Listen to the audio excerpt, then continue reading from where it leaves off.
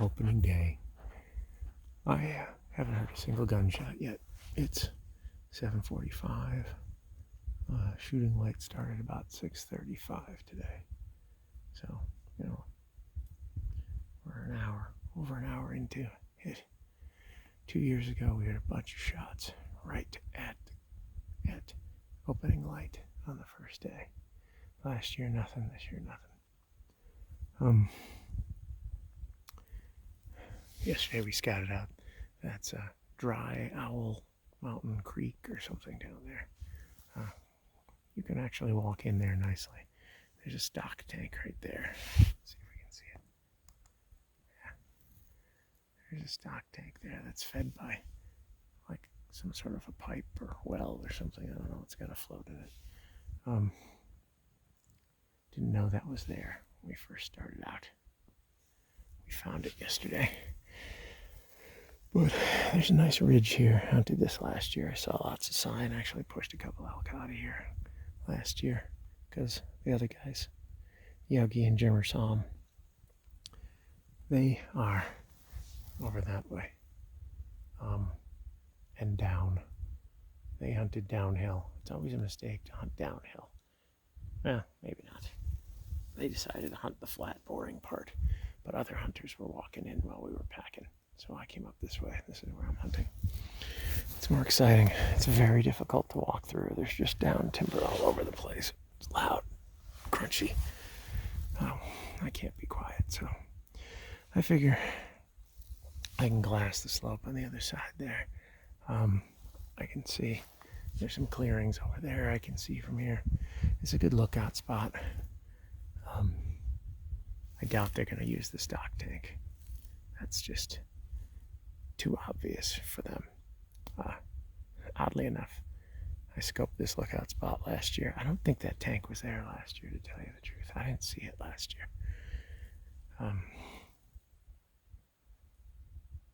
Saw a squirrel.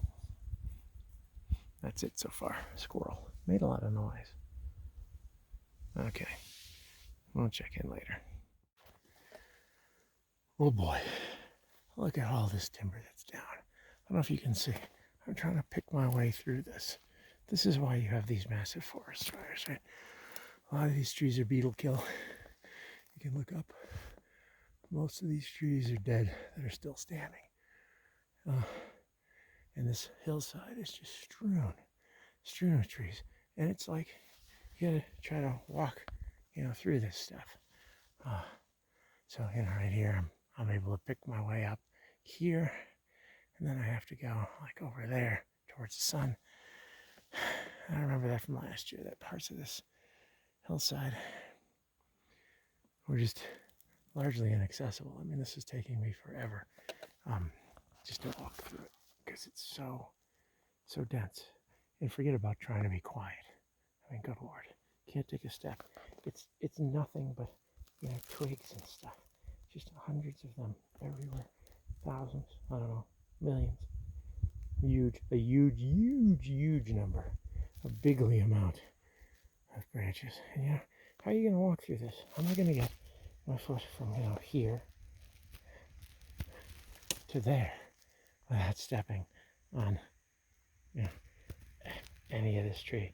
The trees fall over, all the little twigs come off, and they pile up. Okay. This is BLM land, the Bureau of Land Management. Not BLM as in Chad/Chaz in Seattle. But the BLM needs to get out here and do something about this. Not too far over there, that way, is the Route National Forest. It seems that they take better care of the trees there. There's not too much stuff on the ground. But I try to hunt where other people aren't. I also hunt where there's no elk. But, if I'm going to hunt where there's no elk, at least I can go someplace pretty where there's no people and I get a good workout. Guess I should thank Jeremy, my personal trainer. My back is holding up so far. Oh, it's not great, but it's holding up. All right, I'll check in a bit. Whoops, blocking the camera. All right, it's 9:41 now. I'm still in that same, I'm on that same ridge, but I've worked my way uphill. Gosh, not very far, maybe half a mile or so. It's hard to say.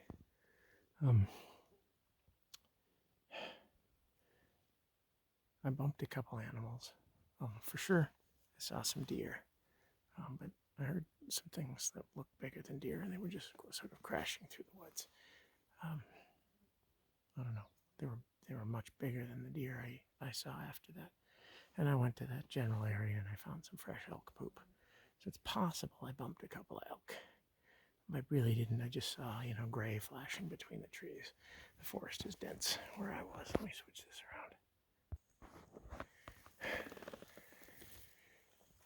You can see, like,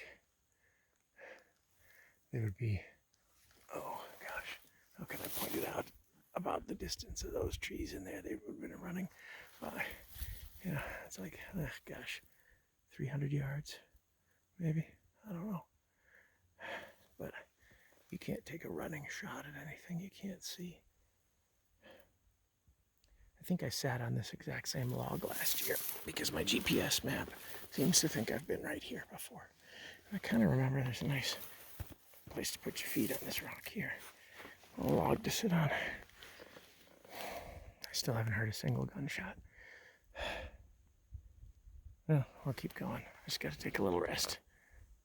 Talk to you later. All right. Shortly after I shot the last segment, I heard one gunshot. It was way over there. So higher up the mountain. Maybe near where we used to hunt. I don't know, we've got a couple of different hunting areas. But just the one gunshot. It was quite loud, though far away. I hope that they had a nice humane harvest. It didn't miss. I walked down that slope. Let me switch to the other camera. Oh boy. I've walked down to the dry creek bed. If you see back there how it just goes whoosh, right up there. The last segment was from the top up there, and I walked down that. And it took a long time. I had to be very careful. It's quite steep. I'm going to say it's around 60 degrees. And I almost slid once. I was too proud to get out my Democrat sticks. I should use those. I think I'm getting too old for this. For just being able to scramble up and down things without assistance. Well, I'm going to hang out here. I'm supposed to meet the rest of the team. I gotta count. In just a little under 3 hours. I haven't heard any gunshots from where they are, so I'm going to assume they didn't get anything, as per usual. I just had a little Cliff Bar for lunch. I made a strategic error and packed them in a hurry, and I forgot where, so I had to dig around in my backpack to find them. Cliff Bars aren't really that tasty, but when you're out, walking around, Cliff Bars and some cold water, cool water at this point. Yeah, I really appreciate that. All right, I'll check in later. All right, so I've walked through the forest and come out the other side. Apparently, this is a section of clear cut, and it's on the Onyx Maps satellite. I don't know if it's on the Google or the GPS one, the Garmin. What's it called? Bird's eye view. The two satellite photos never agree, and they never agree with the reality. But the BLM comes in all summer long, and they hack down all these dead trees. They basically clear cut an area, and then they make these massive burn piles that, when there's 3 feet of snow out here, you come light these on, and they'll burn for a long time. But when there's 3 feet of snow, the fire doesn't spread. There's a nice little baby tree right there. It's pretty. So you can see over here, that's what I've been in all day. Lots and lots of dead wood. And then over here is a section that was clear cut, a number of years ago. We got 20 to 30 foot high trees there. And, my arm's getting tired of holding my phone. And it's grown back really. It's really revitalized it. It's beautiful. Those trees are in great shape.